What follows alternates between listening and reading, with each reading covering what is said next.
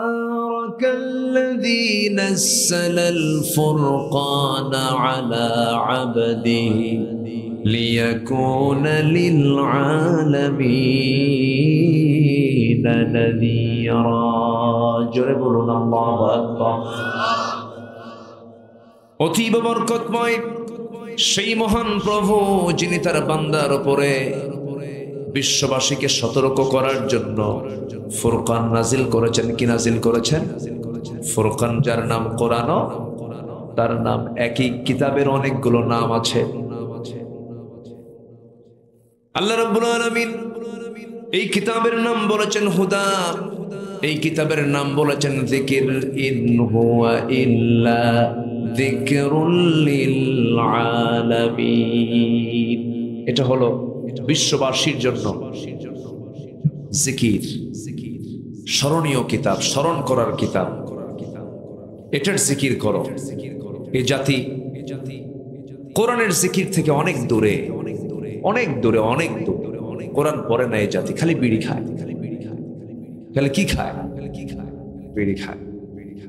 এই যে আসলাম, কই এরকম বাজার দেখলাম না, কোথায় যেন দেখলাম। হ্যাঁ হ্যাঁ, কোথায় কোথায় যেন বাজার দেখলাম। মাহফিল অনেক জায়গায় এরকম মেলা বসে। হাইড়ি বিড়ি খায়, বিড়ির ধোঁয়ায় মশা পর্যন্ত বদদোয়া দেয়, এত খাওয়া খায়। তবে রমজান মাসে একটু কমে, দিনের বেলা খায় না, রোজা রাখে। সন্ধ্যা হওয়ার পর যখন ইফতার করে তখন নাকি মাথা ঘোরে, তখন দোকানদারের সামনে যায়, বলে শোনো, এখানে বুড়ি নাই, এখানে কি নাই, বুড়ে গেছে, বোঝেন নাই, এখানে বুড়ি নাই, দাও বিড়ি দাও। একটা খাওয়ার পরে কয় সারাদিন খাই নাই, কাজা সহ আদায় করে আরো দুটা দাও। কি আছে না নাই? আচ্ছা, কেন? যে রোজা আপনাকে সামান্য বিড়ি ছাড়াতে পারেন, আপনি সুদ ছাড়বেন কেমনে? যে রোজা আপনার সামান্য বিড়ি ছাড়াতে পারেন, আপনি সেনার মতো, মিথ্যা কথা বলার মতো, মিথ্যা সাক্ষী দেওয়ার মতো বড় বড় গুনাহ থেকে আপনি নিজেকে পরহেজ রাখবেন কেমনে? সম্মানিত ভাইয়েরা, রমজানকে সামনে নিয়েও কিছু কথা একটু আছে, আমরা একটু ধৈর্য সহকারে শুনবো। জোরে বলি ইনশাআল্লাহ। আমাদের তো কথা আগে বলতে দেয়নি, এখন মোটামুটি একটা মুক্ত পরিবেশ পেয়েছি। কথা বলার একটা পরিবেশ আল্লাহ পাক তার খাস মেহেরবানি তৈরি করে দিয়েছেন। এই পরিবেশ ছিল না। এই জয়পুরহাট, বদলগাছি, নওগাঁ, কত কমিটি যে মামলা খাইছে মাহফিল করতে নিয়ে, না কমিটির নামে মামলা হয়ে গেছে, মাহফিল করতে দেয়নি। কমিটি হলো সেই সময় থানার কাছে আসামির মতো। থানার কাছে গিয়ে পারমিশন নিতে গিয়া জুতার তলা ক্ষয় হয়ে যেত, পারমিশন মিলত না। আমি কি ভুল বলছি কথাগুলো? আজকে সেই সিচুয়েশনটাকে আল্লাহ পাক সরায় দিয়ে একটি অনুকূল পরিবেশ তৈরি করে দিয়েছেন।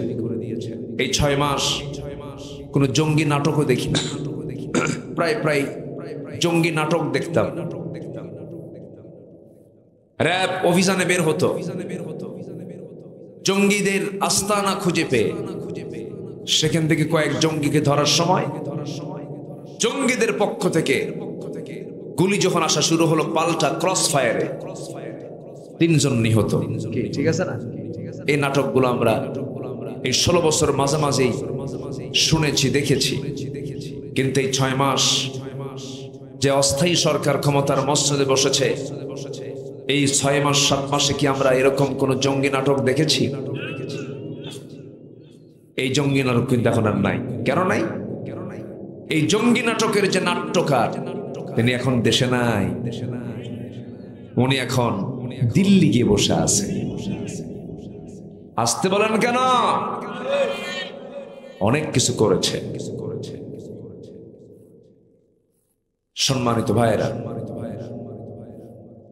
আমরা একটা পরিবেশ পেয়েছি, আমরা এই দেশটাকে আমরা ইসলাম দেশ সাজাতে চাই। এই দেশটাকে আমরা কোরআন দিয়ে সাজাতে চাই, এই দেশটাকে আমরা নামাজ দিয়ে সাজাতে চাই, এই দেশটাকে আমরা প্রকৃত রোজাদার দিয়ে সাজাতে চাই। সব সরকার দেখা শেষ হয়েছে, আগামী সরকার আমরা নামাজের সরকার দেখতে চাই। রাজি আছেন কারা কারা? হাত উঁচু করে দেখান মুসলমান। কেউ তো স্লোগান দেন না।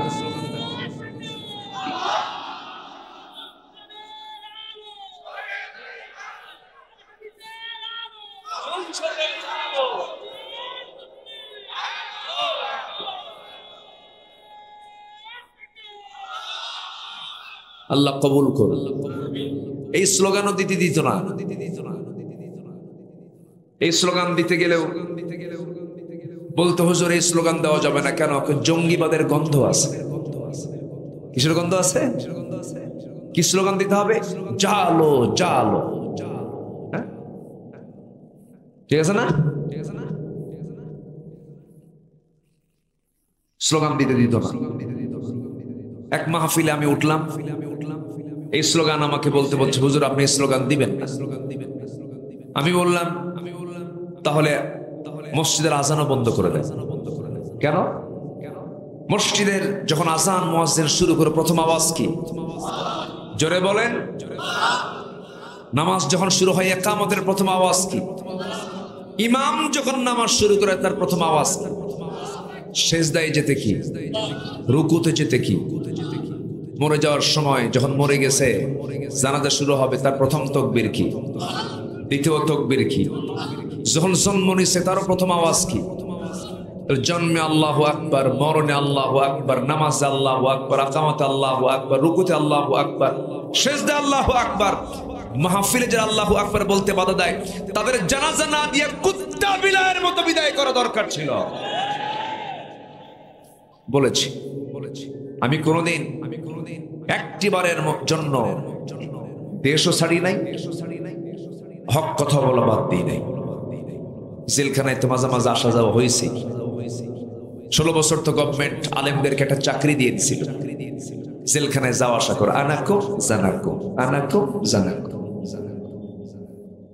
কি ঠিক আছে না?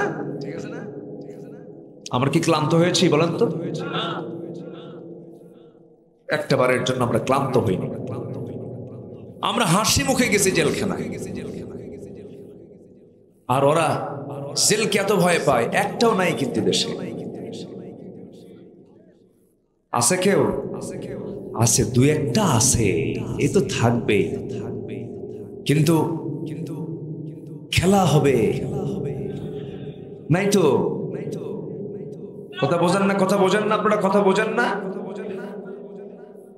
তাহলে শীর্ষ থাকা যারা খুব যারা ব্যাটিং করেছে, ব্যাটিং কেউ আর নাই, ব্যাটেও নাই, বলেও নাই, সব সরে গেছে। ওরা বলে আমরা পালাই না, বুঝছে না? ওরা পালায়, আলেমরা পালায় না। এদেশের যারা প্রকৃত যারা দেশপ্রেমিক তারা পালায় না। পালাবো কেন? আমরা বুক দেব কিন্তু পিঠ দেব না। আমার বন্ধুগণ, যদি ওই যুবকরা, যদি ছাত্র আন্দোলনের ওই সমস্ত ছাত্ররা, যদি বৈষম্য বিরোধী আন্দোলনের ছাত্ররা যদি পালায়ন করত, যদি ভয় পেত, কত বড় কঠিন ভয়াবহ পরিস্থিতি আজকে সৃষ্টি হয়ে যেত। একটু চিন্তা করে দেখুন, আজকের মাহফিল মনে হয় হতোই না। ইল্লা তানফিরু يعذبكم عذابا أليما ويستبدل قوما غيركم ولا تضروه شيئا جربون الله أكبر তোমরা যদি পালন করতে ওই জালিম শক্তি আবার সেখানে মাথা জেগে বসে যেত, তোমরা তাদের কোনো ক্ষতি সাধন করতে পারতে না। এই জন্য ওই যুবকদের সিনা থেকে সকল ভয় দূর করে দিয়েছেন তিনি। আমার কে? সব ভয় দূর করে দিয়েছেন। মন্ত্রীকে মন্ত্রীকে পুলিশ কয়, স্যার মারি একটা, আগায় আসে 10টা, লাশ পরে একটা আর সামনে আগায় আসে 10টা। কেমনে সম্ভব? এই বিজয় দিয়েছেন মূলত কে? আসতে বলবেন না কে? কিন্তু মূল বিজয় এখনো পড়ে আছে সামনে। সেই বিজয়টা হলো কোরআনের বিজয়, সেই বিজয়টা হচ্ছে ইসলামের বিজয়। এজ এ মুসলিম হিসেবে যে ইসলামকে চায় না, ওটা ঘাপটি মারা প্রতারক আর ভণ্ড ছাড়া কিছু না। আমার দেশে এমন মুসলিম আছে না নাই? ইসলাম চায় না কিন্তু মুসলিম সেজে বসে আছে। ও মুসলিম না, মুসলিম সেজে বসে আছে। জি, কষ্ট পাচ্ছেন নাকি আপনারা? খুব খুবই অ্যালার্ট শ্রোতা। আলহামদুলিল্লাহ, আমি খুবই খুশি হচ্ছি আপনাদের উপরে। কোনো লোকের কোনো নড়াচড়া নাই, এত সুন্দর আপনাদের অ্যাটেনশন, মনোযোগিতা দেখে আমি খুবই খুশি। আলহামদুলিল্লাহ বলেন, জোরে বলি আলহামদুলিল্লাহ। সবাই সামনের মাসে রোজা রাখবেন তো? জোরে বলি ইনশাআল্লাহ।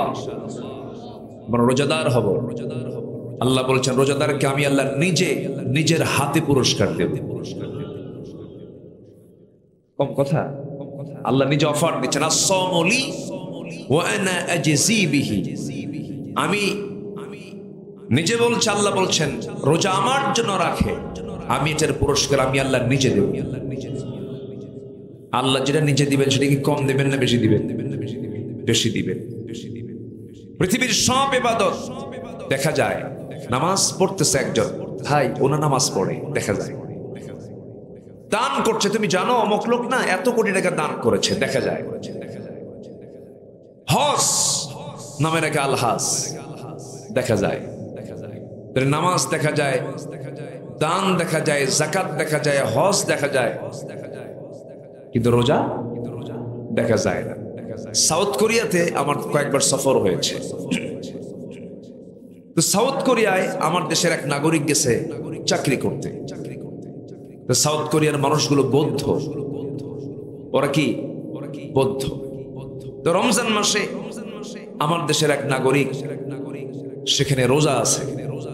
তো সেই বৌদ্ধ লোকটা বলতেছে, সাউথ কোরিয়ান বলছে, আচ্ছা তুমি এরকম সারাদিন কিছু খাও না, পানিও খাও না, কোনো খাবার খাও না, কারণটা কি? তো রোজা আছে মানে এটা আবার কি? মানে ওরা জানেই না যে রোজা কি। এটা আবার কি? না খেয়ে থাকা কার হুকুম? বলে যে আল্লাহর হুকুম। তাই তো তুমি আল্লাহর হুকুমে না খেয়ে আসো, তুমি লুকায় খাবা। কথা কি বুঝতেছিল আপনারা? কেমনে খাবা? লুকায় খাবা, কেউ তো দেখবে না। না, আমাদের আল্লাহ আড়ালে খেলেও দেখে, আবার প্রকাশ্যে খেলেও দেখে। আল্লাহ রাতেও দেখে, দিনেও দেখে। এবার বৌদ্ধ অবাক হয়ে বলছে, তাই তাহলে তো তোমার দেশে কোনো চুরি নাই, তোমার দেশে কোনো ডাকাতি নাই, তোমার দেশে আমার যাওয়া দরকার, তোমার দেশে থাকলে আমি খুব নিরাপত্তা পাবো। কথা কি বুঝতেছেন? কথা কি বুঝতেছেন? দেখেন, একটা বৌদ্ধ রোজাদারের ফলাফল কি হবে সে কিন্তু বলে দিল। যে মুসলমান রোজাদার হবে, যে জাতি রোজাদার হবে, সে জাতির মধ্যে কোনো দুর্নীতি থাকবে না, চুরি থাকবে না, ডাকাতি থাকবে না, মিথ্যা থাকবে না, ষড়যন্ত্র থাকবে না, জমির আল ঠেলাঠেলি থাকবে না, বনের সম্পদে মেরে খাওয়া থাকবে না, হিংসা থাকবে না। সব আমার দেশে আছে না নাই? রোজাও আছে, চুরিও আছে। আল্লাহ খুশি থাক, শয়তানও বেজার না হোক।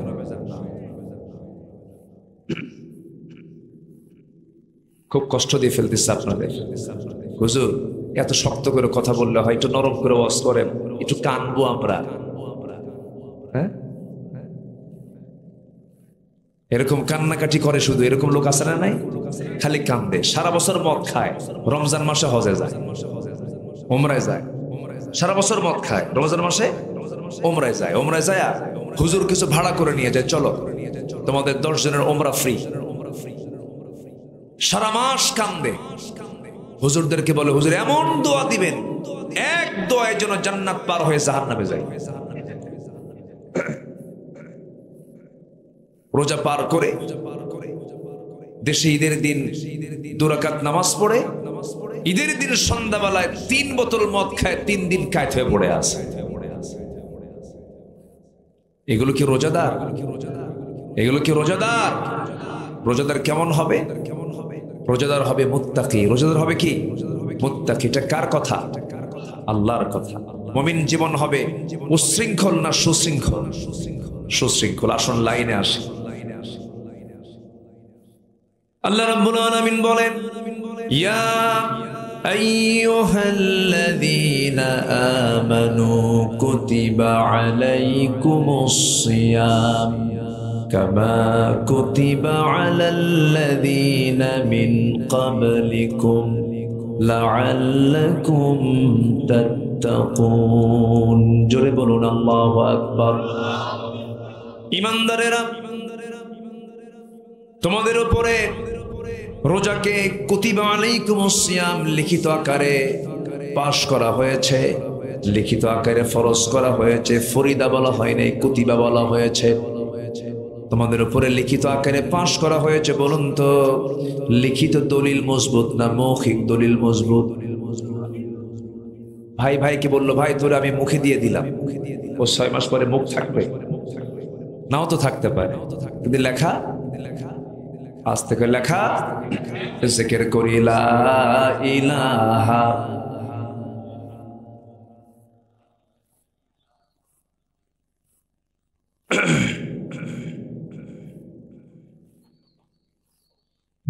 আরো জোরে লা ইলাহা,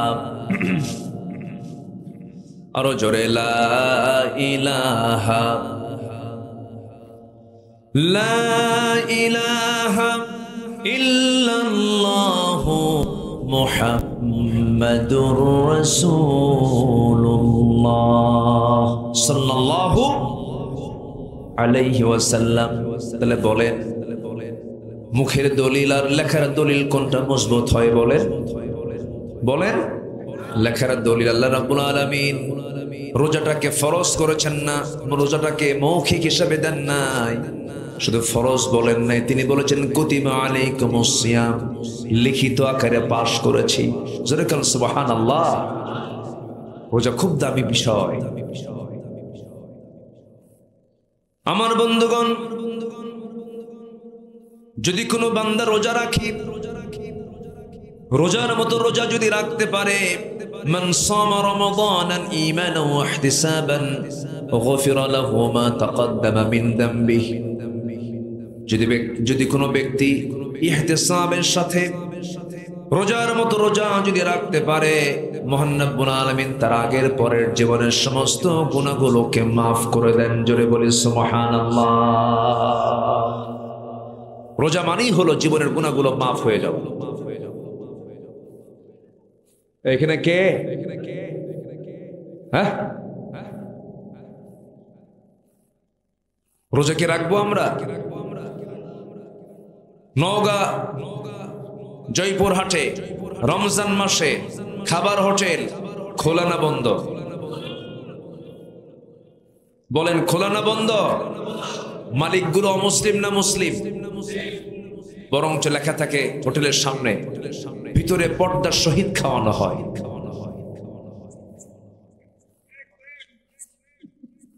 ভিতরে পর্দার সহিত খাওয়ানো হয় রোজাদারকে, নাকি? রোজাদারকে কেন কেন এগুলো দেখতে হয় আমাদের? স্বাধীনতার 53 বছর পরে আমরা এগুলো দেখবো কেন?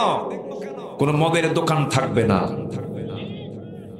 কোনো খাবার হোটেল দিনের বেলা খোলা থাকবে না,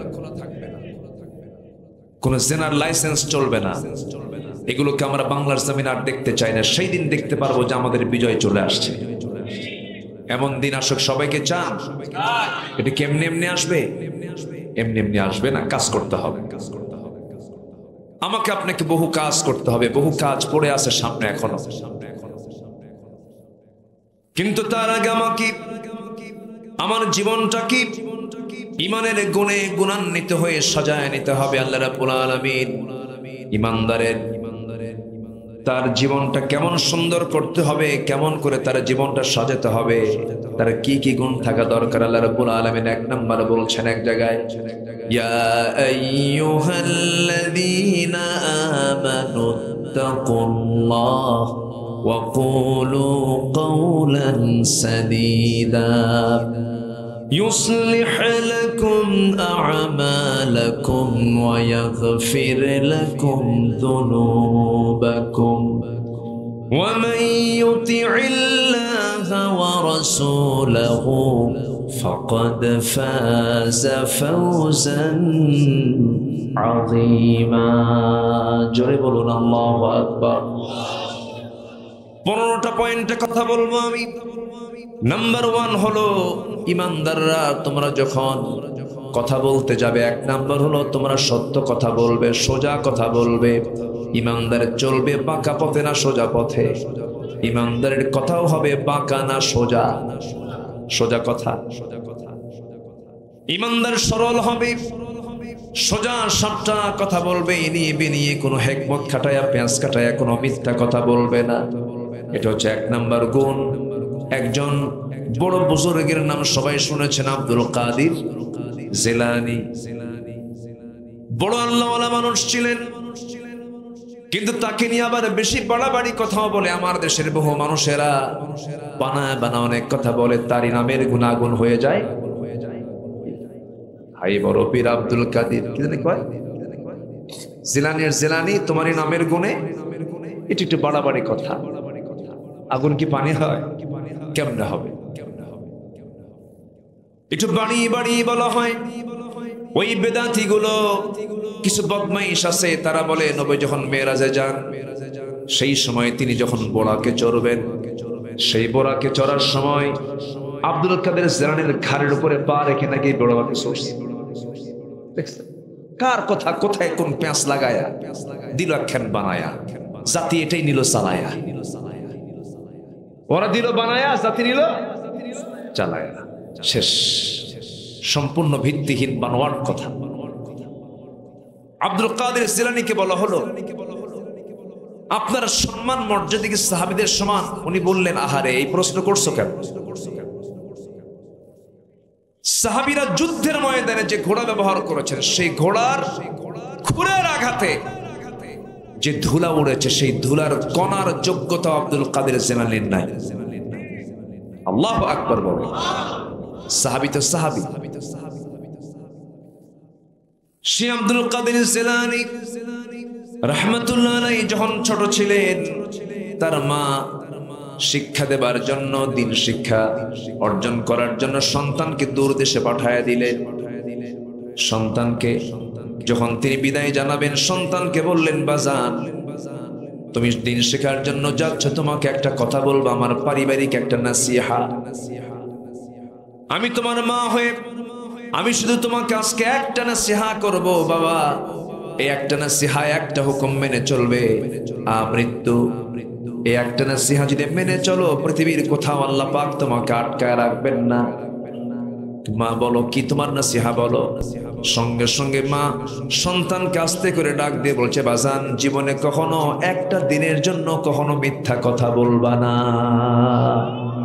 মিথ্যা বলবা না, যাও। পাঠায় দিলেন, রওনা দিলেন দিন শেখার জন্য। গভীর রাত হয়ে গেছে, রাস্তায় চলতেছিলেন, হঠাৎ করে ডাকাতি চলছে রোডে। রোড ডাকাতির কবলে পড়ে গেছে আব্দুল কাদের জিলানী। ডাকাতরা সবার কাছ থেকে সোনা গহনা সবকিছু ছিনতাই করে নিয়ে নিচ্ছে। আব্দুল কাদের জিলানীর কোনো দৌড় মারা নাই, স্থির চিত্ততা নিয়ে সামনে দাঁড়ায় আছে। ডাকাতরা বলছে, এই ছেলে তোমার কাছে কি আছে বলো। সবকিছু একটা একটা করে খুলে খুলে স্বর্ণ মুদ্রাও তার কাছে ছিল, দিয়ে দিল। দিয়ে দেওয়ার সঙ্গে সঙ্গে সবাই বলছে, আব্দুল কাদের, হে যুবক, তোমাকে না বলা মাত্রই সব বের করে দিলাম। কোন লোক তো সহজে তার মাল সামান গুলো সামনে হাজির করে দেয় না। এর কারণটা কি? আব্দুল কাদের বলেন, আমার মার উপদেশ আমার মা জানিয়ে দিয়েছেন, বাবা জীবনের চলাচল করতে গিয়ে কোথাও কোনোদিন এক চুল পরিমাণ মিথ্যা বলবা না। এই কথায় আকৃষ্ট হয়ে ডাকাতরা তাদের চোখের পানি আটকেতে না পেরে বলে ফেলল, হারে এই ছোট্ট বাচ্চার এই সততা আমাদেরকে ডাকাতির পথ থেকে আমাদেরকে দূরে রেখে দিল। আমরা ডাকাতি করব না, আজকে থেকে সকল ডাকাতি বাদ দিয়া আব্দুল কাদেরের মতো আমরা সত্যবাদী হয়ে যাব। আল্লাহু আকবার বলেন। সততা, যার মধ্যে সততা আছে পৃথিবীর কেউ তাকে হারাতে পারে না, হারাতে পারবে না। আমরা সত্য নিয়ে থাকবো। জোরে বলি ইনশাআল্লাহ, আর জোরে বলি ইনশাআল্লাহ। কিন্তু এই দেশে সবচেয়ে বেশি মিথ্যা কথা বলে কারা জানেন? যারা রাজনীতি করে। আমি কিন্তু ভুল বললাম? আমি কি ভুল বলছি? যদি ভুল বলি বলে ফেলেন। সবচেয়ে বেশি মিথ্যা প্রতিশ্রুতি দেয় হলো এরা। নির্বাচন আসলে হেন কোনো ওয়াদা নাই যা করে না। বহু ওয়াদা শুনেছি আমরা, আর শুনতে চাই না। সব দেখা শেষ, আর কোনো কিছু বাদ নেই। কেউ 25 বছর, কেউ কেয়ারটেকার গভর্নমেন্টটা কয়েক বছর, সব দেখা শেষ করেছি। আমরা আগামী তার নতুন কিছু দেখতে, আমরা এদের কাছ থেকে নতুন কিছু প্রত্যাশা করি না। আমরা আগামীতে নতুন কিছু দেখতে চাই। সেই নতুন কিছু অন্য কিছু নয়, সেটা হলো কোরআন দেখতে চাই, কোরআন দেখতে চাই, কোরআন দেখতে চাই। সবাই রাজি আছেন তো? আল্লাহ কবুল করুন, জোরে বলি আমিন। তাহলে 1 নম্বর গুণ মুমিন জীবনের সৌন্দর্য হলো হাসা কথা না মিছা কথা। আমরা সত্য কথা বলবো, জোরে বলি ইনশাআল্লাহ। রাতের গভীর আধারে সাইয়েদনা ওমর ফারুক রাদিয়াল্লাহু তাআলা আনহু জনগণকে দেখার জন্য একাই বের হয়েছে, একাই, তার সাথে কেউ নাই। অথচ একটা রাষ্ট্রপ্রধান, কেউ নাই তার পাশে, তার সামনেও কেউ নেই, পরেও কেউ নেই, একাকি বের হয়েছে। আজকে শাসকরা কি এরকম করে বের হয়? উপায় আছে? বের তো হতেও পারবে না। সোর্সে বের হবে কেমনে? সুযোগ পাইলে কাবাবার সালাদ বানাবে, ওতে একা যেতেও পারবে না, কেমনে যাবে? সাইয়েদনা ওমর ফারুক রাদিয়াল্লাহু তাআলা আনহু রাতের আধারে একাকী চলাফেরা করছেন, মদিনার অলি গলি ঘুরে ঘুরে বেড়াচ্ছেন, দেখতেছেন আমার জনগণগুলো কেমন আছে, খুঁজে খুঁজে দেখতেছেন, সবকিছু পরখ করে দেখছেন। হঠাৎ করে একবার এর সামনে দাঁড়ালেন। বাড়ির ভিতর থেকে 2 জন মহিলার কথার আওয়াজ তার কানে চলে এলো। তিনি দাঁড়ায় গেলেন। গভীর রাতে কি গল্প করে? এত গভীর রাতে আল্লাহর জিকির না করে কি কথা বলে? তিনি কানটা খাড়া করলেন। 2 জন মহিলার কণ্ঠ তার কানে চলে এলো। মা তার মেয়েকে বলছে, মা শোনো, গভীর রাত অন্ধকারের সময় ওমরের প্রশাসন এখানে নাই। আমরা গতকালকে যে দুধ পেয়েছি, এই দুধ বিক্রি করে আগামীকাল আমাদের বাড়ির বাজার হবে না, মৌলিক চাহিদা পূরণ হবে না। সেই জন্য আজকে এই দুধের ভিতরে গভীর রাত্রিতে মা কিছু পানি ঢেলে দিয়ে দুধটা বাড়ায় নাও। এই কথা বলার জবাবে মেয়ে বলতেছে, মা তুমি আমাকে যে কাজের জন্য অর্ডার দিয়েছো, এই কাজ আমি সম্পূর্ণ করতে পারবো না। এই কাজ আমি, এই হুকুম আমি পালন করতে পারবো না, কারণ আমি যদি এই দুধের ভিতরে পানি মিক্স করি বড় গুনার ভাগী হয়ে যাব, বড় পাপের ভাগী হয়ে যাব। এই কাজ আমার দ্বারা সম্ভব নয়। সঙ্গে সঙ্গে মা বলছে, মা এই সময় পানি দিলে অন্ধকারে কেউ দেখবেন, ওমরের পার্লামেন্ট এখানে নাই, ওমরের প্রশাসন এখানে নাই। মেয়েটা বলছে, বাবা, মা তুমি আমাকে যে অর্ডার দিচ্ছ, এই অন্ধকার রাত্রিতে ওমরের প্রশাসন না থাক, কিন্তু রাতে রাতেও যিনি দেখেন, দিনের আলোতেও যিনি দেখেন, সেই মহান রব্বুল আলামিনের ফেরেশতারা আমাদের সমস্ত কিছু রেকর্ড করে রাখতেছে। জোরে কোন আল্লাহু আকবার। মা মেয়ের গল্প শুনে সাইয়েদনা ওমর ফারুক কেঁদে ফেললেন আর বললেন, আহারে আমার জনগণ কত সচেতন। আল্লাহু আকবার বলে চলে গেলেন বাড়িতে। বাড়িতে যাওয়ার পর বউটাকে ডাক দিয়ে বলছেন, বউ রে, আমার স্ত্রী এদিকে আসো। আমার ছেলেটার ছেলে বউ দেখছি, বহুদিন যাবৎ ছেলে বউ খুঁজে পাচ্ছিলাম না, কিন্তু আজকে আমার কপালটা ভালো, জায়গা মতো গিয়ে দাঁড়িয়েছিলাম, ছেলে বউ আমার হয়ে গেছে। আমার ছেলেকে ওই পরিবারে বিয়ে দেব যে পরিবারে আমি এমন একটা মেয়ে পেয়েছে যে রাতের আধারেও সে আল্লাহকে ভয় পায়। এবার বউটা বলছে, আমার স্বামী আমিরুল মুমিনিন, আপনি কোন মেয়ে পেয়েছেন? কোন মেয়েকে আপনার পছন্দ হয়েছে? আপনি তাকে দেখছেন নাকি? না, দেখি নাই। কোথায় তার বাড়ি? অমুক জায়গায় তার বাড়ি। চিন্তা করে দেখুন, একটা দেশের রাষ্ট্রপ্রধান তার ছেলেকে বিয়ে দেওয়ার জন্য যাকে পছন্দ করেছেন সে মেয়েকে তিনি দেখেছেন নাকি?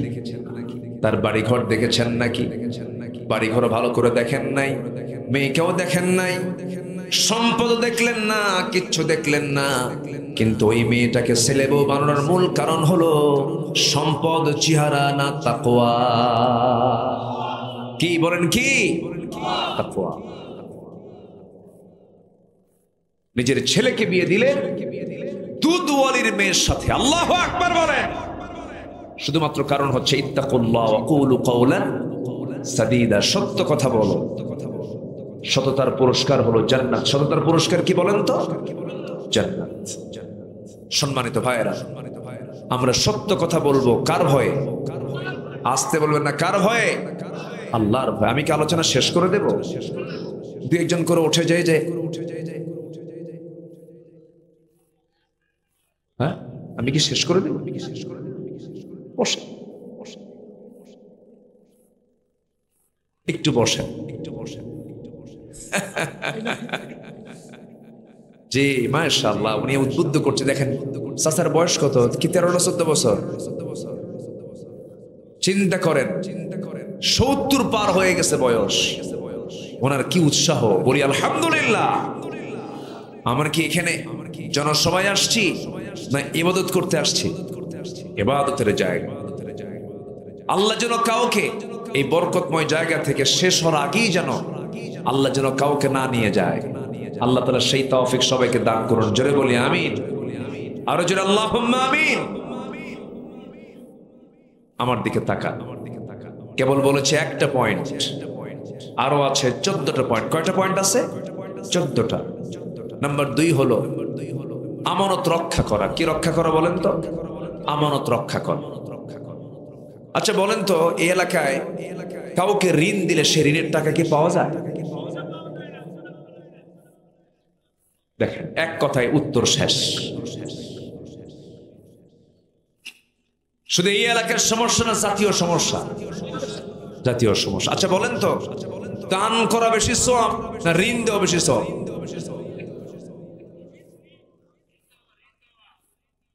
বলেন, দানে সওয়াব বেশি না ঋণে সওয়াব বেশি?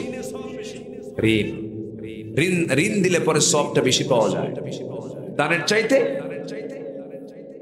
জি, দানের চাইতে ঋণ দেওয়ার সওয়াবটা বেশি। কিন্তু আজকে ঋণ দেওয়া মানেই হলো সম্পর্ক শেষ। সম্পর্ক শেষ। এটার নাম হচ্ছে আমানত ভঙ্গ। এটার নাম কি? আমানত ভঙ্গ।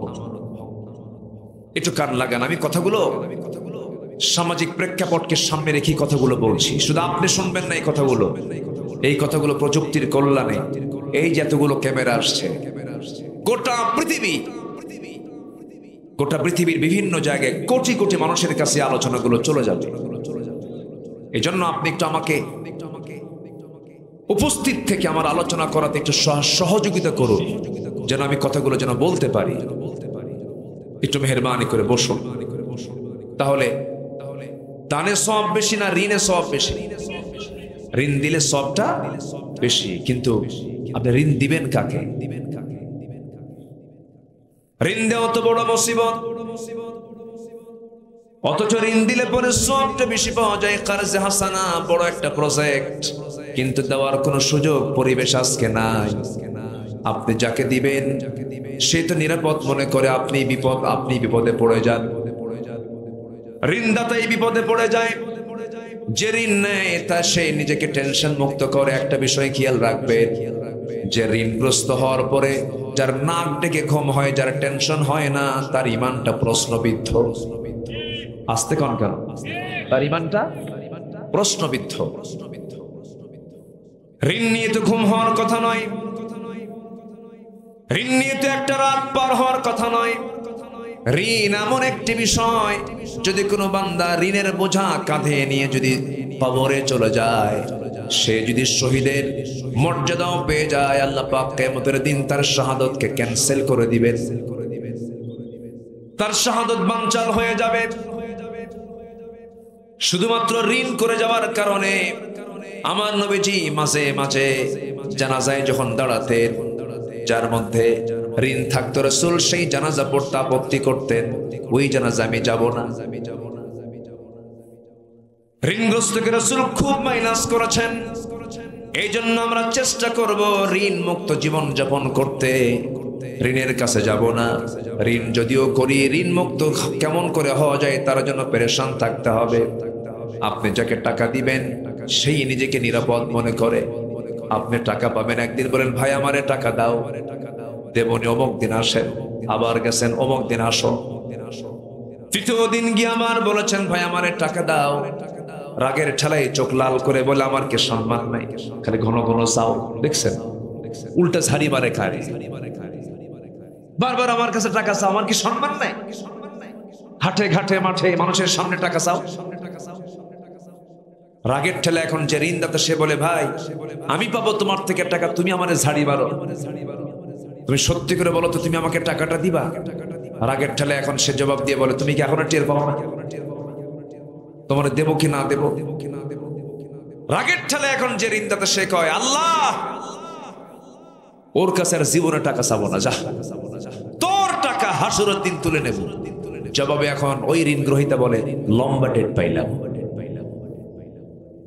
কি ডেট পাইলাম? লম্বা ডেট পাইলাম। ওর ঈমান আছে? বলেন ওর কি ঈমান আছে? লা ঈমানা লিমান লা আমানাতা লাহ, তার ঈমান নাই যার আমানত ঠিক নাই। আমার বন্ধুগণ, তাহলে এক নাম্বার শিখে নিলাম সঠিক কথা বলবো, সত্য কথা বলবো, মরে যাব সত্য ছাড়বো না, মিথ্যার কাছে যাব না। নাম্বার 2 হলো আমানত কখনো ভঙ্গ করব না, আমানত রক্ষা করবো, আমানতের খেয়ানত করা যাবে না। স্বামীর কাছে স্ত্রী হলো আমানত, স্ত্রীর কাছে স্বামী হলো আমানত। স্ত্রীর যে সৌন্দর্য, এই সৌন্দর্য স্বামীর জন্য, এই সৌন্দর্য স্বামীর কাছে একটা আমানত। কোন স্ত্রী যদি স্বামীর এই স্বামীকে দেখানো এই সৌন্দর্য যদি স্বামীকে না দেখায়, কোন স্ত্রী যদি অন্য কোন পরপুরুষকে দেখায়, আমানত রক্ষা হলো না, খেয়ানত হলো। এমন মহিলা বুঝি বাংলার জমিনে নাই।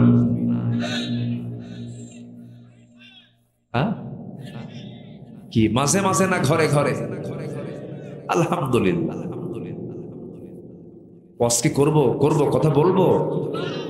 আচ্ছা, এই যে মাহফিল আজকে মায়েরা আসছেন, আজকে কোন মা মাহফিলে কিন্তু বোরকা ছাড়া আসেন নাই, কারণ মাহফিলে যাচ্ছি বোরকা না পড়লে কেমন হয়।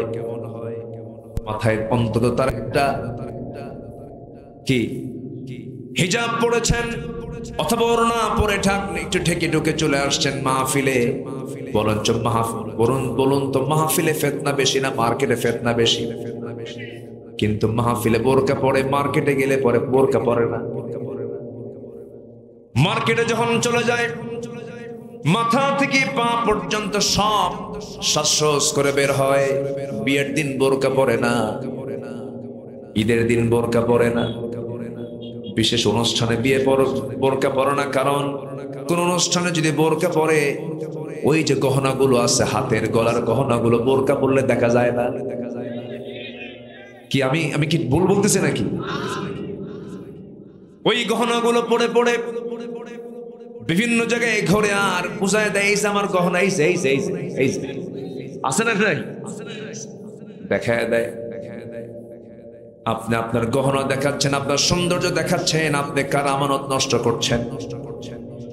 যার স্বামী নাই, কার বয়ফ্রেন্ডের। দেখছেন বয়ফ্রেন্ডের আমানত নষ্ট করছে। কি কয় রে, এ তো মহা বিপদ দেখতেছি। না মজা করে বলছে, আমার বুঝি তো। খুব সুন্দর মানুষ আপনারা, অনেক অ্যাটেনশন আপনাদের, অনেক মনোযোগিতা। বলি আলহামদুলিল্লাহ। আজকে নোংরামির চূড়ান্ত লেভেল অতিক্রম করছে বিশ্ব। মানুষ এত নিচে নামছে যা কুত্তাও নামে নাই, এত নিচে মানুষ নেমেছে, এত নিচে। জি, আর মুসলমান এটাকে সুন্দর করে গ্রহণ করেছে।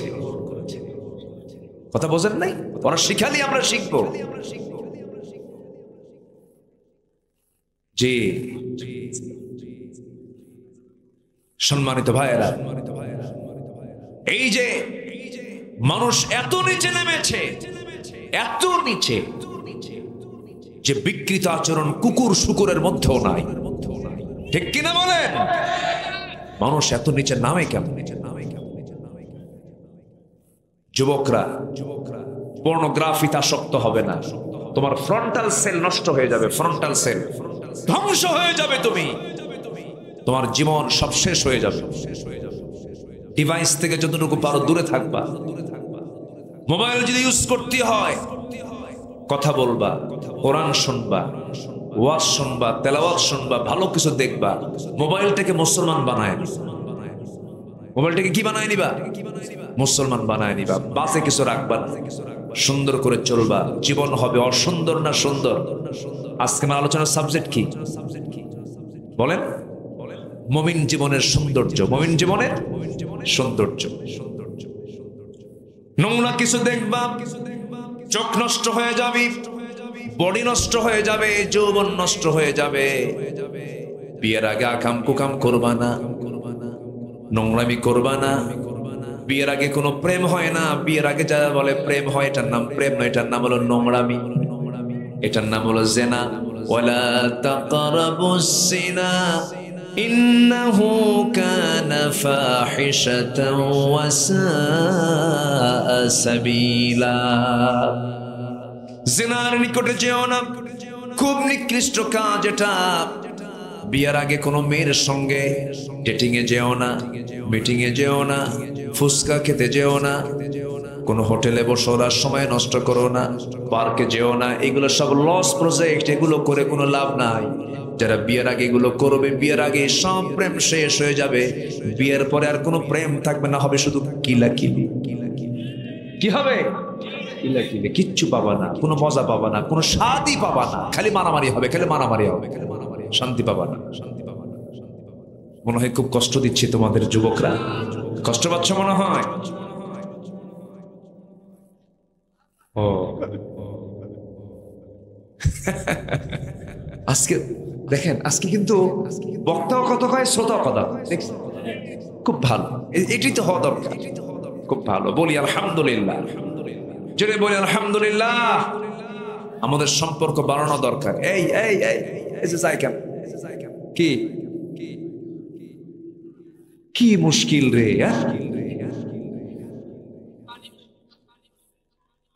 বসেন, বলি আলহামদুলিল্লাহ। তাহলে আমানত রক্ষার দায়িত্ব আছে না নাই বলেন তো? স্বামীর কাছে স্ত্রী হলো আমানত, স্ত্রীর কাছে স্বামী আমানত। মা, পর্দার কোনো খেলাফ কিছু করা যাবে না।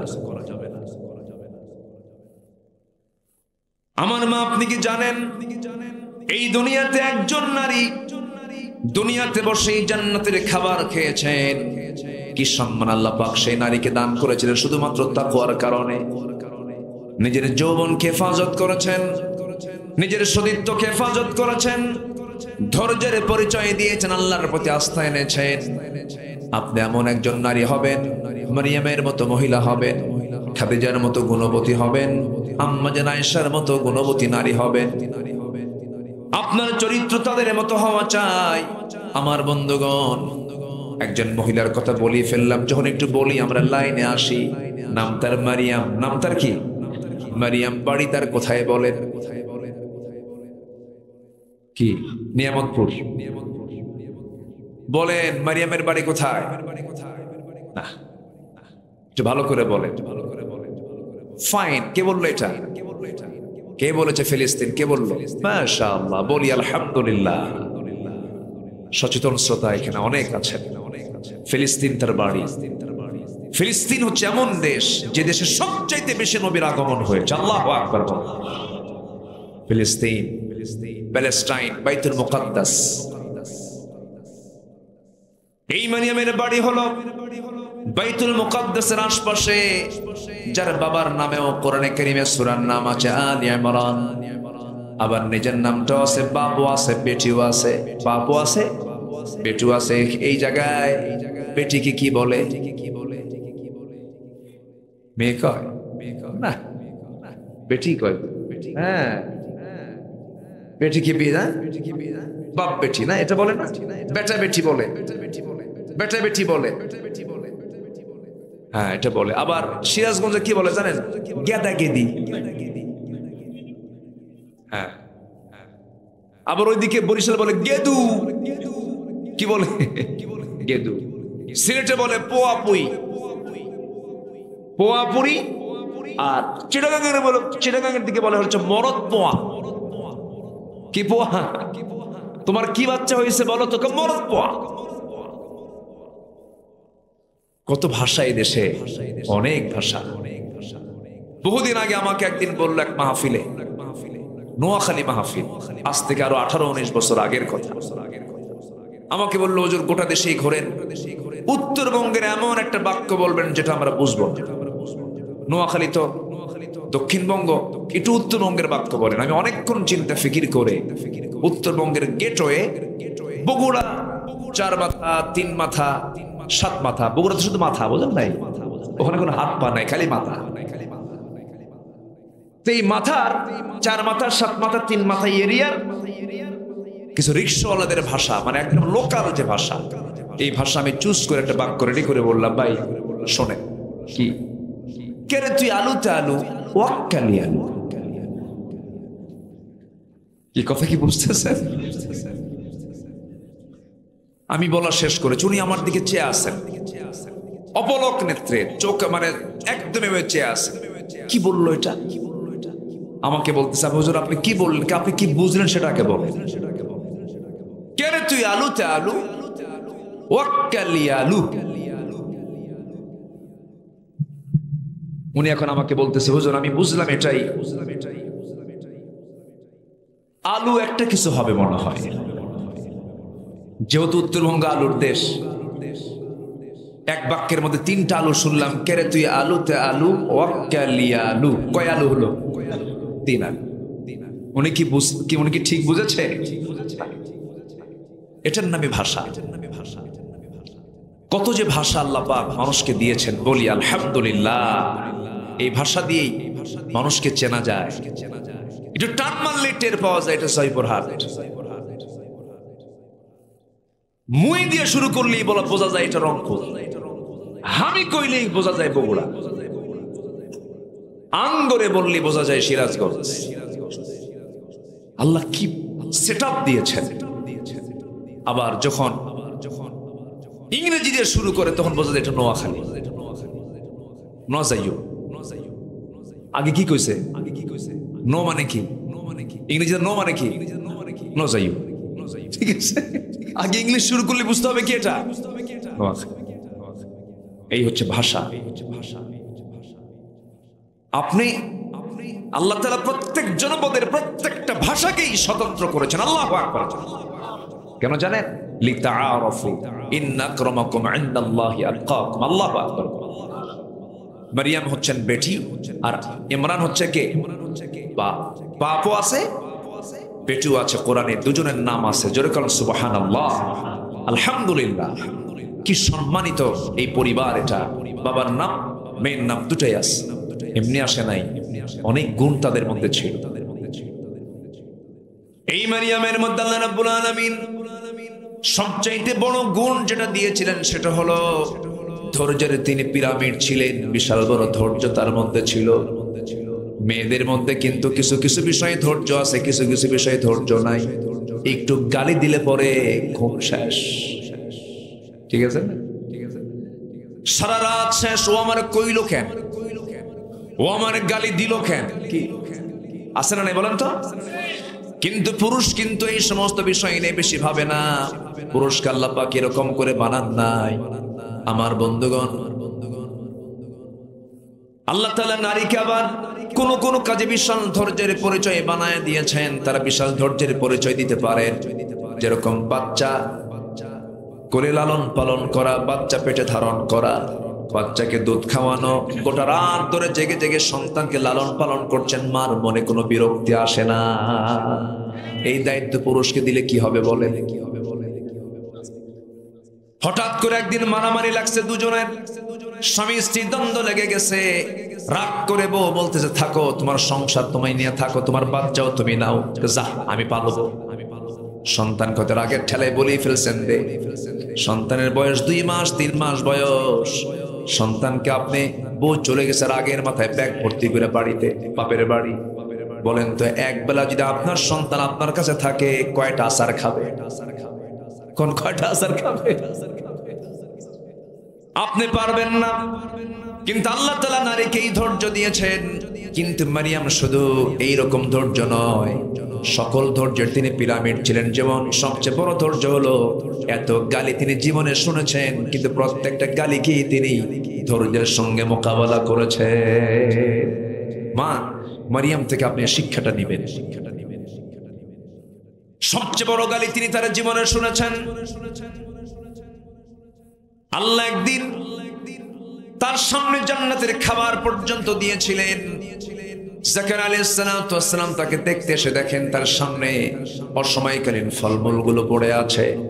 বলা হলো, ও মারিয়াম, আমি তোমাকে দেখতে আসতে পারি নাই, 3টা দিন ভুলে গিয়েছিলাম, কিন্তু এসে দেখি তোমার সামনে এই সময় সমস্ত ফলমূলগুলো। আন্না লাকি হাদা ইয়া মারিয়াম, মারিয়াম তুমি এগুলো কোথা থেকে পেয়েছো? তিনি বলছেন, ক্বালাত হুয়া মিন ইনদিল্লাহ, আল্লাহর পক্ষ থেকে পেয়েছি। আল্লাহ তাকে দিয়ে গেছেন বেহেশতের খাবার। সেই নারীর সম্মান কত! আল্লাহ তাকে সন্তানের মা বানাবেন, কিন্তু স্বামী ছাড়া সন্তানের মা বানায় দিবেন। কার সিদ্ধান্ত? আসতে বলবেন না, কার সিদ্ধান্ত? বলা হলো, ইন্নাল্লাহ ইসতাফাকি ওয়া তাহহারাকি, হে মারিয়াম তোমাকে আল্লাহ পাক নির্বাচিত করেছেন, তোমাকে সন্তানের মা বানাবেন, তোমাকে নবীর মা বানাবেন। তিনি বলেন, কেমন করে সম্ভব? আমাকে কোনো পুরুষ তো স্পর্শ করে নাই। সঙ্গে সঙ্গে বলা হলো, অসম্ভবকে সম্ভব করার ক্ষমতা একমাত্র কার? ইন্না মাসালা ঈসা কামাসালি আদম, ঈসার দৃষ্টান্ত হলো আদমের মতো। আদমের বাবা নাই, ঈসা আলাইহিস সালামের বাবা নাই। সন্তান পেটে চলে আসবি, আল্লাহ প্রসেস করে দিলেন, ফেরেশতা পাঠায় দিলেন, তার মুখ গহ্বরটা ফাঁকা করা হলো, মুখের মধ্যে ফুৎকার মেরে দেওয়া হলো, মিন্স বন্ধ হলো, ঋতুস্রাব বন্ধ হয়ে গেছে, সন্তান পেটে চলে আসছে। 3 মাস 4 মাস 5 মাস যখন হয়ে গেল, সন্তানের বাহ্যিক সিমটম দেখা দিল, চেহারা হলদেটে হয়ে গেল। সবাই বলে ফেললো, মারিয়াম স্বামী ছাড়া তোমার পেটে সন্তান আসলো কেমনে? তিনি বললেন, কোন পুরুষ আমাকে স্পর্শ করে নাই, কিন্তু আল্লাহ পাক আমাকে সন্তান দিয়েছেন। যেরকম সুবহানাল্লাহ, আল্লাহ আমাকে সন্তান দিয়েছেন। কিন্তু ওরা বিশ্বাস করলো না, সম্পূর্ণ সন্দেহ করে বসলো তারা আল্লাহর পয়গম্বর জাকারিয়া আলাইহিস সালামের উপরে। কারণ তার দায়িত্ব ছিল মারিয়ামকে দেখাশোনা করা, তার খাবার দাবার দিয়ে আসা। সবাই সন্দেহ করে বসলো এবং বলেই ফেললো, এই সমস্ত গঠন ঘটিয়েছে জাকারিয়া ছাড়া কেউ না। যেরকম নাউজুবিল্লাহ, নবীর বিরুদ্ধে যদি অপবাদ আসে, আলেমদের বিরুদ্ধে অপবাদ আসতেই পারে। কি আসতে কোন কেন? শেষ পর্যন্ত হলো কি,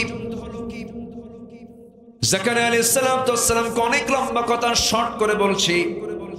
জাকারিয়া আলাইহিস সালামকে ওরা আইন করে পাশ করে ফেললো, তাকে হত্যা করে ফেলো, করাত নিয়ে আসা হলো, করাত দিয়ে চিরে 2 টুকরা করে তাকে দুনিয়া থেকে বিদায় করে দেওয়া হলো, জিনার অভিযোগে অভিযুক্ত করা হলো। জোরে কর নাউজুবিল্লাহ। এত বড় অপরাধ তারা করে ফেললো। এখানেই শুধু শেষ নয়, শেষ পর্যন্ত এইদিকে মারিয়াম আলাইহিস সালামকে ঘাড় ধাক্কা দিয়া বাইতুল মুকাদ্দাস থেকে তাকে বের করে দেওয়া হলো, রক্তাক্ত করে তাকে বের করে দেওয়া হলো। তিনি ওই অসুস্থ অবস্থায় সন্তান পেটে লালন করে কষ্ট করে রক্তাক্ত দেহ নিয়ে সেখান থেকে বের হতে বাধ্য হলেন। যেদিকে চোখ চলে যায় সেই দিকেই তিনি রওনা দিলেন। এই বিপদে, এই দুঃসময়ে তাকে সাহায্য করেছেন যিনি, তিনি আমার কে? এবং বলা হলো, মারিয়াম তুমি তো অসতী, দুশ্চরিত্রা, অসতী নারী। এরকম গালিগুলো শুনলেন, কিন্তু সবকিছু মাথা পেতে নিলেন, ধৈর্য ধরলেন কার উপরে? মেয়েদের জন্য এখানে শিক্ষা আছে না নাই? আসতে বলবেন না, আছে না নাই? ধৈর্য আছে যার, পুরস্কার আছে তার। একটু কথা বললি মেয়েরা ধৈর্যের বাঁধ ভেঙে যায়। না না, ওই জায়গায় মারিয়ামের দিকে তাকাবেন। আবার যখন দেখবেন দিন মানতে নিয়ে আপনার স্বামী আপনাকে বাধা দিচ্ছে, আপনার সমাজ আপনাকে বাধা দিচ্ছে, সেই সময় আপনি আসিয়ার দিকে চলে যাবেন। আসিয়া আলাইহিস সালাতু ওয়াস সালাম কেউ দুনিয়া থেকে করাত দিয়ে চিরে 2 টুকরা করে শহীদ করে দিয়েছিল। কে? ফেরাউনটা কে? স্বামী। আসিয়া আলাইহিস সালাতু ওয়াস সালাম দুনিয়া থেকে বিদায় নিয়েছেন, সংসার ছেড়ে দিয়েছেন, ক্ষমতা ছেড়ে দিয়েছেন, একজন প্রেসিডেন্টের বউ এই মর্যাদা ছেড়ে দিয়েছেন, সবকিছু মাইনাস করে হাসি মুখে দুনিয়া থেকে বিদায় নিলেন। ইমানটা তিনি বিক্রি করলেন না। তিনি বললেন, আমার দুনিয়া থেকে জীবন চলে যাবে কিন্তু আমি আমার ইমান বেঁচে খেতে পারবো না। আল্লাহু আকবার বলেন। মা, এই বিষয়গুলো একটু খেয়াল করার চেষ্টা করবেন। মায়েরা আছে নাকি মাহফিল? আছে, মায়েরা আছে। এই জন্য মাদের দিকে একটু চলে গেছি। আমি আবার আসবো, লাইনে আসবো না, শেষ করে দেব। হ্যাঁ, আলোচনা চলুক চলুক, জোরে বলি ইনশাআল্লাহ। আর কিছু সময়, একটু ধৈর্য ধরো। মারিয়াম আলাইহিস সালাতু ওয়াস সালাম ভরা পেট, 9 মাস 10 মাস হয়ে গেছে। বলুন তো এই সময় এই জাতীয় মহিলাদের ক্ষুধা কম থাকে না বেশি থাকে? বেশি থাকে। ক্ষুধার মাত্রা বেড়ে যায়, কারণ ডাবল। সন্তানের খাবার আবার নিজের খাবার, ডাবল ডাবল খাবারের প্রয়োজন হয়, সাহায্যকারীর প্রয়োজন হয়, কেউ নাই তার পাশে। এমন একটা দুঃসময় তিনি একটা বারের জন্য তিনি আল্লাহর নাম বাদ দিলেন না। চোখের পানি ফেলে ফেলে কাঁদতেছিলেন। সময় চলে আসলো, 10 মাস যখন পূরণ হয়ে গেল, তাফসীর আসছে তিনি বাইলহাম উপত্যকার কাছাকাছি চলে গেলেন। শুকনো ডালের নিচে ঘুমিয়ে পড়লেন। শুকনো ডালের নিচে ঘুমিয়ে পড়ে যখন ঘুম থেকে জাগা পেলেন, ঘুম থেকে জাগা পেয়ে দেখেন সদ্য সন্তান ঈসা আলাইহিস সালাতু ওয়াস সালাম তার ডান পাশে নড়াচড়া করে। সন্তান পেয়ে তিনি দারুণ খুশি হয়ে গেলেন। সন্তানকে বুকের মধ্যে জড়িয়ে ধরে তৃপ্তি, অত্যন্ত শুকরিয়া আদায় করেন আল্লাহ তাআলা। এবার সন্তানকে নিয়ে তিনি কি করবেন? একটু মাথাটা উঁচু করে গাছের ডালের দিকে তাকায় দেখেন পাতাগুলো সবুজ সবুজের শ্যামলে রূপান্তরিত হয়ে গেছে। ফলমূলগুলো টসটসে ধরে আছে। ফলমূলগুলো আস্তে করে হাত দিয়ে পেড়ে নিলেন, খেয়ে নিলেন, জীবনের শক্তি ফিরে পেলেন। সন্তানকে দুধ পান করালেন। 2 দিন 3 দিন পার হয়ে গেছে। এবার মারিয়ামকে অর্ডার করে দেওয়া হলো, মারিয়াম এই সন্তানকে নিয়ে তুমি আর এই নির্জন পরিবেশে থাকতে পারবে না, তুমি এখন লোকালিটিতে চলে যাও, বাইতুল মুকাদ্দাস চলে যাও। তিনি বলেন, কেমন করে যাব আল্লাহ? আমাকে এবার শুধু আমাকে গালি নয়, আমার সন্তানকেও গালি দেবে। কেমন করে আমি যাব? কি জবাব আমি দেব? সেই সময় আল্লাহ তাকে জানায়া দিলেন, তুমি তোমার কোনো কথা বলার দরকার নাই, তোমার একটা কাজ করতে হবে। সেই কাজটা হলো ক্বালাত ইন্নী নাযারতু লিররহমানি সাওমা। সেই সময় তুমি বলবে, আমি রোজাদার, আমি কোনো কথা বলতে পারবো না। যা তোমরা কথা বলতে চাও। আমার সন্তানটা দোলনায় পড়ে আছে, দোলনায় থাকা সন্তানকে তোমরা প্রশ্ন করো, সে তার সমস্ত জবাব দিয়ে দেবে। জোরে কারণ সুবহানাল্লাহ। আল্লাহ পাক মারিয়ামকে কি বলে দিলেন? তুমি বলো আমি একজন কি? বলেন কি বলেন? রোজাদার। রোজাদার কি কথা কয়? হ্যাঁ, কথা কয় না? তাহলে ওনার রোজা কি ছিল বলেন? হ্যাঁ, কথা না বলা। জি জি, ওনার রোজা কি ছিল? কথা না বলা। আর আমাদের রোজা কি? আস্তে আস্তে কয়, বলেন তো আমাদের রোজা কি? বলেন তো। না খাওয়া। আর মারিয়ামের রোজা? আমাদের কথা বলা যাবে না, মিথ্যা কথা কওয়া যাবে। আচ্ছা, আমার আলোচনা কি কষ্ট হচ্ছে আপনাদের? আমি কিন্তু লাইন থেকে অন্য কোথাও যাইনি, সব মিলাই নিচ্ছি। সামনে রোজা তো। আচ্ছা বলেন তো, শুধু কি না খেয়ে থাকার নাম রোজা? বলেন। কথা না বলা রোজা। কোন কথা? মিথ্যা কথা, বাজে কথা, খারাপ কথা, অশ্লীল ভাষা প্রয়োগ করা, এগুলো যদি আপনার রোজার মধ্যে চলে আসে, রোজা কি আছে না গেছে? রোজা কি আছে না গেছে? বলেছেন মুহাম্মদ সাল্লাল্লাহু আলাইহি ওয়াসাল্লাম, আমরা কথা রোজাও রাখবো, কি মানে কথা না বলা রোজাও রাখবো, না খাওয়া রোজাও রাখবো। জোরে বলি ইনশাআল্লাহ। মিথ্যা কথা বলবো না, বাজে কোনো আচরণ করব না। জোরে বলি ইনশাআল্লাহ। মারিয়াম আলাইহিস সালাম এবার এই কথা যখন বলে ফেললেন, আমি রোজা আছি, আমি কোনো কথা বলবো না, তাহলে এখন বলুন তো, রোজা কি শুধু এই উম্মতের জন্যই ফরজ না আগেও ছিল? বলেন বলেন বলেন। কামা কুতিবা আলাল্লাযীনা মিন ক্বাবলিকুম লাআল্লাকুম তাত্তাকুন, যেমন করে আগের পূর্বেও ফরজ করা ছিল, যেমন করে তোমাদের উপরে ফরজ করা হয়েছে। তিনি যখন বলেন আমি কোনো কথা বলবো না, যা কথা সন্তানকে বলো, সঙ্গে সঙ্গে সবাই হেয় প্রতিপন্ন করে বলছে, মারিয়াম তো পাগল হয়ে গেছে, ছোট্ট বাচ্চা কেমন করে কথা বলবে? এই কথা বলার সঙ্গে সঙ্গে ইসলাম বলে, এই দুনিয়াতে 3 জন শিশু দোলনায় কথা বলেছে, তার মধ্যে একজন ওই শিশু। মোট কয়জন? 3 জনের মধ্যে একজন হচ্ছেন ওই শিশু। তিনি উত্তর দিচ্ছেন দোলনা থেকে। এবার দেখেন আল্লাহর সাহায্য কাকে বলে? ধৈর্য ধরলে কার সাহায্য আসে? বিপদে পড়লে কার সাহায্য আসে? সাহায্য করেন কে? আল্লাহ তাআলা। ওই দোলনায় শুয়ে থাকা সন্তান এবার মার কথা বলার পরে জবাব দিচ্ছেন, ক্বালা ইন্নী আবদুল্লাহ আতানিয়াল কিতাব ওয়া জাআলানি নাবিয়্যা। আল্লাহু আকবার। তিনি বললেন, আমি আল্লাহর গোলাম, আতানিয়াল কিতাব, আল্লাহ পাক আমাকে ইনজিল কিতাব দান করেছেন, ওয়া জাআলানি নাবিয়্যা, এবং আল্লাহ পাক আমাকে নবী করে পাঠিয়েছেন। খবরদার, আমার মা কিন্তু একজন নবীর মা। জোরে কোন সুবহানাল্লাহ। আমার মা একজন নবীর মা।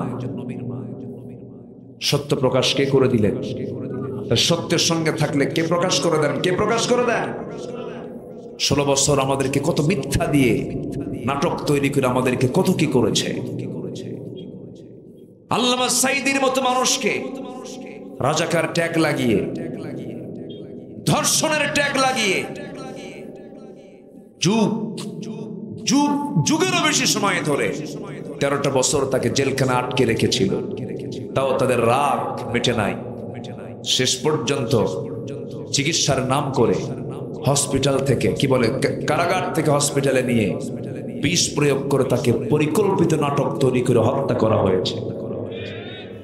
তাফসীর মাহফিলের এমন প্ল্যাটফর্ম থেকে সুস্পষ্ট জানান দিতে চাই, আল্লামা সাঈদীর খুনের বিচার সকল খুনের বিচারের আগে হওয়া সময়ের দাবি। আসতে কোন কেন? রাজি আছেন কারা কারা? হাত উঁচু করে দেখা।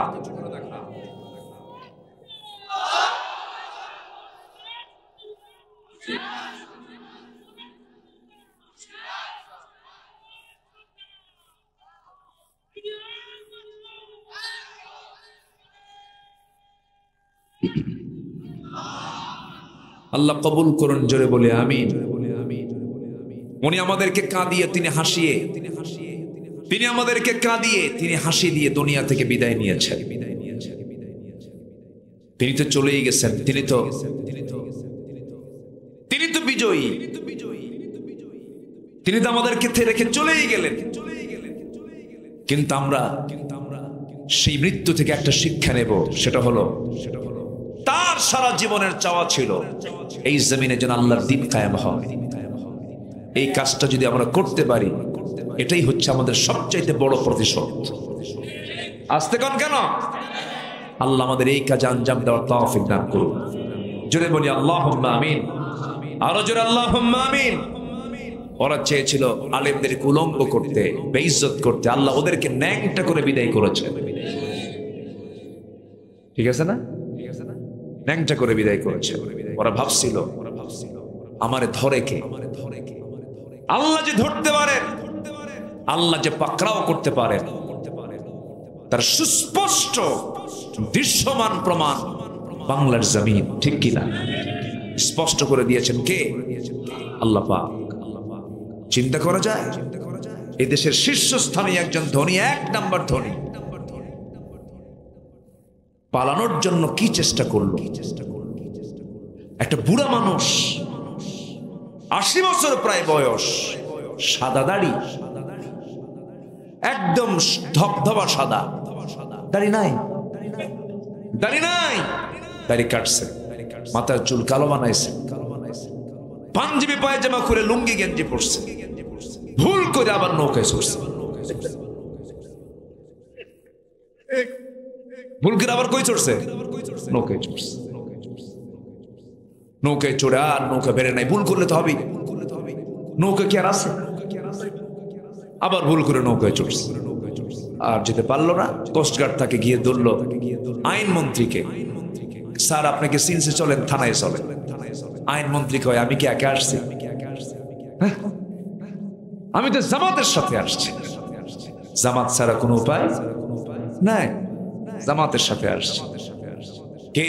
কই যে দেখো, কে মাথার চুল কালো, চেনা যায় না, লোকটাকে ভালো করে দেখো, ওটাই দরবেশ, ভান ধরে বসে আছে।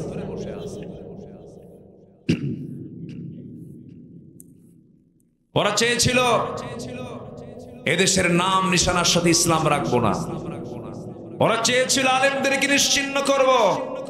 ওরা ভাবে নাই আগুনে ফু দিলে নিভে যায়, আবার আগুনে ফু দিলে দ্বিগুণ দ্বিগুণ জ্বলে ওঠে। আমার বিশ্বাস আগামীর দিন আমার দেশে ইসলামের দিন। সেই কাতারে সবাইকে শামিল হতে রাজি আছেন? এটা হাত তুলে আল্লাহকে সাক্ষী রেখে দেখায় দেন তো কারা কারা রাজি আছেন। স্লোগান দেন তো জোরে।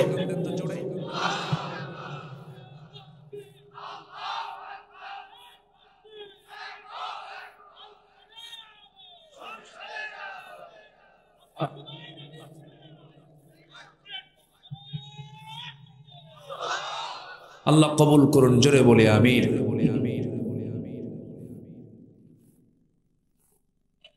সম্মানিত ভাইয়েরা, মাহফিল 2 দিন। মাহফিল কয় দিন? আগামীকাল কখন মাহফিল? কখন?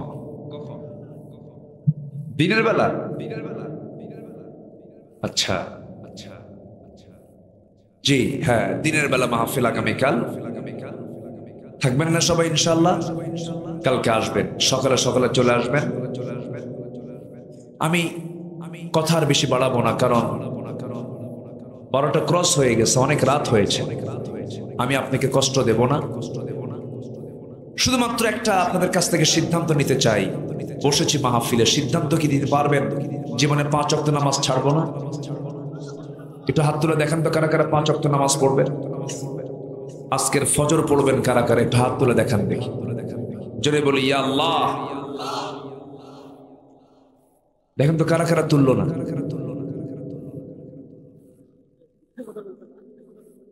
জোরে বলি ইয়া আল্লাহ।